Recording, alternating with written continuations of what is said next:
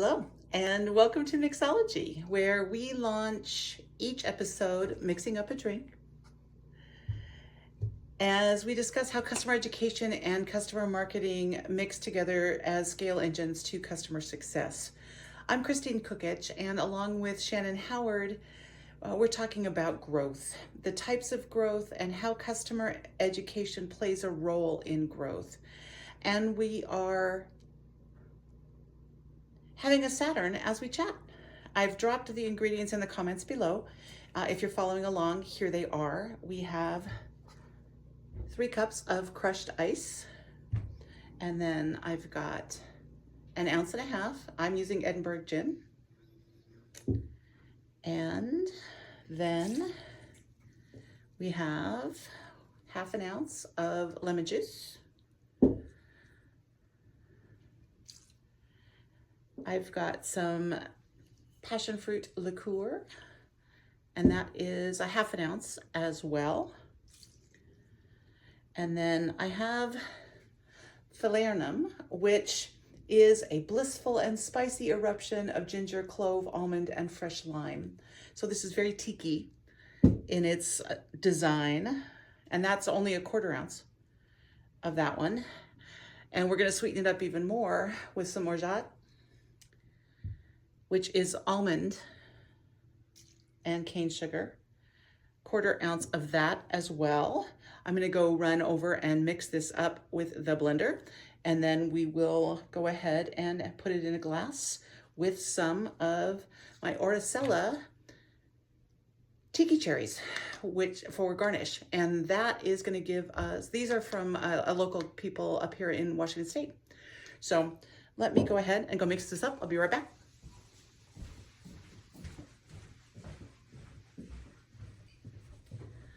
Here we go. All mixed up. It looks more like a slushy than anything. So I'm going to pour it here on the table into my fancy glass. You can use a highball glass. You can use pretty much whatever fits.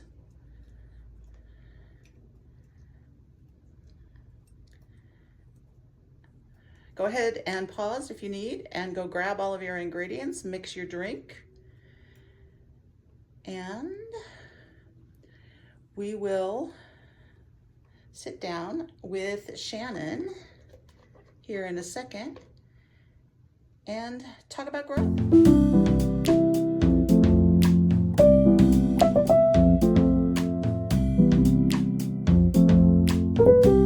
And here's the Saturn, which is all about summertime and ice, like super sweet tropical fun in a glass. So we'll get started there, talking about the differences that we see between education-led growth, customer-led growth, and product-led growth. I started doing some LinkedIn blog posts about it, some posts last couple of weeks ago, and just to kind of orient what's going on. Shannon and the team at Intellum have put out their little study that is very informative. Go look at it if you haven't already. It's really, really well put together. Some really nice stats, divisions up of how things go. It looks really good. And from there, let's start, Shannon, with some basic definitions. I think because we all get confused, right, about the difference between PLG, CLG, and how we, coming at this from customer education and customer marketing, think of education-led growth, of ELG. So I'll go for it. You start. You're the director of marketing. I'm not anymore. Okay. So I was thinking about these as, what I think they're all different, but they all work together, right? So product-led growth being a go-to-market strategy, right? So you have sales-led growth, marketing-led growth, event-led growth, community-led growth, product-led growth. What's the other one? Partner-led growth, right? So if you look at like GTM Mondays, how they think about the primary go-to-market strategies, you would find product-led growth. And that idea being that your product is the primary driver of acquisition, retention, and expansion, which doesn't mean that your product sells itself, but more maybe that there's self-serve mechanisms to sign up, to pay, to trial, to convert, to experience new parts of the platform, decide that you want to buy those, and there's limited need maybe for human intervention as part of that. And I think it's important to say that your product is not going to market itself, because I would say, like, Cup, please, like, tell the world about that you exist. Oh, No, okay. It doesn't, it it just doesn't talk, you know. it You doesn't work still that have way. to market it, but it will do a lot of that conversion for you, right? Once people are aware. So you think about Miro being an example of product-led growth, or for a long time it was. People find out about Miro, they can go, they can trial it, they can use it, they can expand, they can add new users. They do a lot of this without ever having to talk to a human.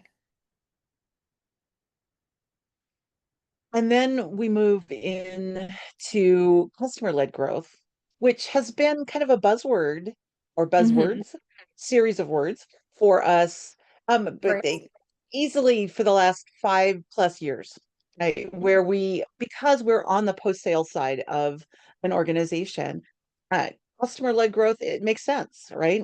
With the Hmm. whole idea that if we help our customers succeed, they will help us grow.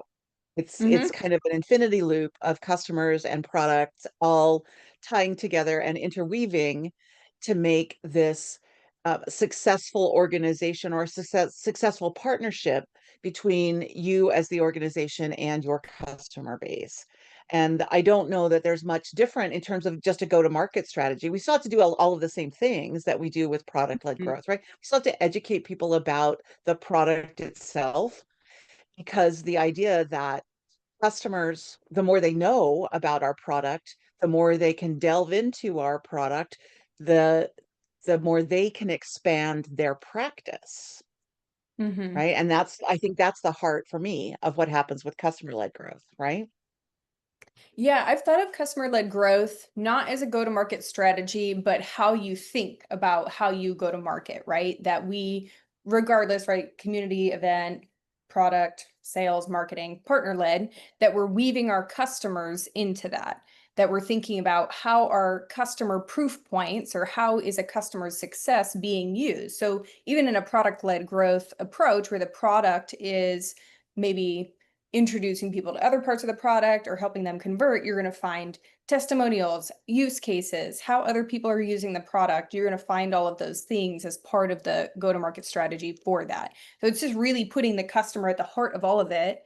And I've said before, I think no new customer comes in without touching in some way an existing customer. They did a reference call, Exactly. they Right. saw a review, read a testimonial, saw a logo on your website, they talked in a Slack community and asked some questions and someone referred you. They talked at a conference and someone referred you, right? So what we're really thinking about, how do we help our customers to be successful so that they can play a role in our go-to-market? And then if we roll those all together and we talk then about education-led growth, Hmm. you did the study, you were integral in building what that report looks like. Talk to it. Yeah, okay. I pulled up the definition on my screen so I don't butcher it. It's a strategic, outcomes focused approach that repositions education as a core driver of business success. So I know Adam was asking about this when that report came out of, do you see education-led growth as a go-to-market strategy? And I said, not really. It's more that I think every go-to-market strategy could benefit from education. So you think about product-led growth, people can sign up for your product, but if they don't know how to use it, they're not going to renew, They're going to churn. going to They're going to expand, churn. Yeah. and they're not going to tell anybody about it, right? So, and that's the same sales led, marketing led, whatever your like go to market motion is, customers still need to learn how to use your product. And they need to learn not just a product, but if we think more broadly about customer education, how to do their job well and using your product as a part of that. Yeah. Which then brings us to the fact that they're interwoven, right? That you can't, if you're building a proper customer journey, which we'll talk about in another episode at some point, Mhm. then we also are focused on the the the weaving together of these strands, right? Of product-led growth as a way to introduce people and focus on how your product can solve their problem. Mhm. Whatever they're buying your product for a reason, let's make sure that we're designing something that solves for that reason. And then the second part to that becomes, now that they are a customer, let's make them the focus. Let's make sure that they get what they need so that they can continue to be successful, because success breeds positive comment. Mhm. We do see a lot of interaction. I'm in, I don't know, 15 Slack channels, Wow. workspaces now that I monitor. And there's at least one channel within each of those that is dedicated to finding a vendor for a specific thing, Mhm. where they ask questions that they would not feel comfortable asking or getting a truthful answer to if they ask their salesperson directly, right? The Mhm. sales team that they're Yeah. working with, they don't know that they would get a Yeah. valid response, right? So they're getting that they're getting more truth, right? If they go into these private channels and talk and just ask the questions that they would not normally ask of that they Mhm. might, I don't know, again, they may not feel confident in the response they get. But the idea then that customers will tell their truth about how they work with your product. And Mhm. some of them will be amazing at being an advocate on your behalf without any thought of return on that investment, right? Yeah. They love your product, they do it because they love your product and they believe in it, right? Mhm. Which then also leads us into what happens with education, right? Education-led growth is the focus that the more people understand about using your product, the more they can grow with your product. I was Mhm. talking to Roberto, I don't know, Mhm. before he went on holiday, and the we were talking about how breadth and depth is important. The more people understand about your product, when they have a problem, people always navigate through products they already understand to see if that Mhm. product can solve this new problem that they have.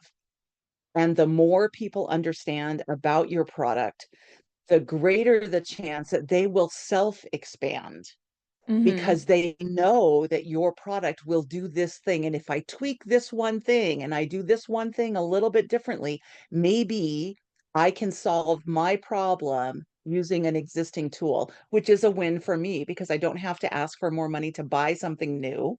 Mhm. I look like a rock star in my environment because look, I solved a problem with something we already have with minimal effort, or again, whatever that problem is. And but it gives the customer the chance really to be able to expand based on their breadth of knowledge, whether it's just watching new features videos every quarter when you release it, or every month, or whenever your cycle is for releasing new stuff, or it's the depth of the particular modules that they work with. If you've got 25 things your product does, and I only have 8 of them, but I'm really good at 4 and a half of them, Mhm. right? So I know with an expertise that many people don't have, what this product can do, Mhm. right? And I think that's where all of those weave together to create the perfect environment for customers to thrive and for us as organizations to thrive. Is that far off? Yeah, I think knowing, right, you said knowing how to use the product and they go to what they're comfortable and familiar with.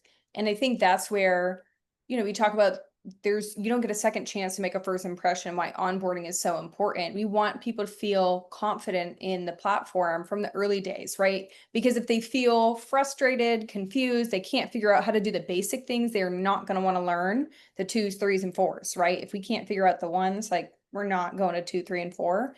And people are so busy right now, like, you know, that they don't have time, to like figure it out. I know I was using a bunch of help articles trying to figure out how to do something in Marketo, and I was able to find all these great, easy help articles that I could just find on Google. And I thought, okay, Marketo's whatever. I don't know that there's a marketing automation platform everybody really loves, but it is so easy to find support threads Oh, or help articles on what I'm trying to do because that they have such a big user base that, that's helpful to me, right? So I think about that we think a lot about kind of the product, what can the product do, but we forget knowing how to use the product and then people kind of sharing their experience with the product has a lot more value than just the product alone, right? Because to your point, book correct. people can say anything, websites can say anything. That sounds well and good, but once I'm a customer, what is that experience like? And um, okay, you can do that, but how hard is it to do that? Right? Can I figure it Mhm. out on my own? Do I need to call a friend? Do I need to phone your support team? Is your support team available? I think that's a big part of how people are thinking about products now is how easy is it to learn how to use something to solve my problems? Because if you have to wait for a human to respond to you and support tickets for everything, that's not a great user experience. You can't get unblocked when you need to get unblocked versus having that kind Right. of referenceable content to get unblocked.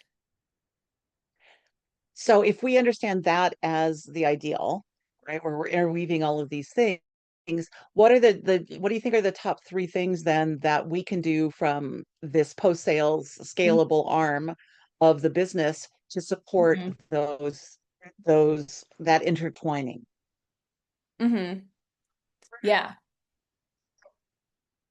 I mean, I think onboarding always, like that should just be a Always, primary right? place I to think you're right start. there. First Customer thing, marketing and in education, right? Because there's a component for both right? sides. Exactly. And Exactly. you just want to set people up to be successful, which really means we're understanding why did you buy our product? What problems do you need to solve? How does our product help you to solve those problems? And how do we get you to that point as quickly as possible, removing all barriers and obstacles, like clear shot path to you getting the outcome, the aha, that you're trying to get to. I think onboarding, education in general, just having things like if you think about the primary ways that people use your product, is it easy for them to learn? And that could be any number of things. Is that a little getting Right. started video? Is that a help article? Is that an in-app tutorial? Maybe there's a combination And of. multimodality, right? I think we have to Mhm, really focus on the fact that you may not be able to necessarily create content one time, one way. You may need mhm, to push that content in a variety of ways to accommodate the variety of mhm, access points that we start to see now, right? Because we have access through uh, all of the social media channels. We have access through websites. We have access just through the traditional search, right? You were talking about what mhm, you do with Marketo and the fact that you can go ahead and Google it, and up comes like 400 different ways that you can mhm. now do this. Summarized, of course, by everybody's favorite AI engine at the top of their search, whatever their tool is, Oh, right? so helpful. Yeah. Right. But this is And where I think sometimes people will do just like getting started videos. And then these videos, like search can't find them for you. I mean, maybe you have the transcript and AI can pull that in or something. But often these videos they're too long and I'm just trying to figure out like how the hell do I do this one thing? One thing. I don't want a 35-minute video. I don't need a whole right. review. I am just trying to figure out or even and this is where I think too, right, you have help articles, but sometimes I've found platform interfaces change. So they'll be like, go to this section. I'm like, where's that section? I don't know. I don't see that on my screen. Can you put in a screenshot? Can you show me a video? That's where I think the visual helps. And so to your point of multimodal, I know learning styles are debunked, but I think when I think learning styles, I'm thinking more through the lens of how do people prefer to consume information, right? For me, I want to read things, but then throw in a screenshot for your girl so I can see like where That I'm in the right place. yeah. Yeah, like what Yeah. icon are you talking about? Give me an arrow too, just point Yeah, directly. give me and it would be from my perspective, it'd be really nice if we could make it blink, but because the arrow, needs a visual clue, but I'm Yeah. not there yet. There's only a few Yeah. tools that'll let me do that. Hmm. Uh, so that's where we stand then, right? Is being able then to intertwine. right? Hmm. PLG, CLG, ELG, they're not they're not unique. They don't stand alone. They intertwine Hmm. together, right? Hmm. Yeah, and I would say product led is not the approach for every company, right? And enterprise True. software is probably not going to be product led. It's probably going to be sales led or partner led, and that's fine. But education still plays a role. That's why I think education led growth, customer led growth, tie to any go to market strategy. You can pick any of those kind of top six go to market strategies, and customers still matter, and education still matters. But we said onboarding education. The third thing on like what can we do is how do we capture customer voice, right? So is this in communities? Is this in gong calls? Is this, are we proactively asking people for this? Where, when, how are customers already kind of talking about our product, their experience with it?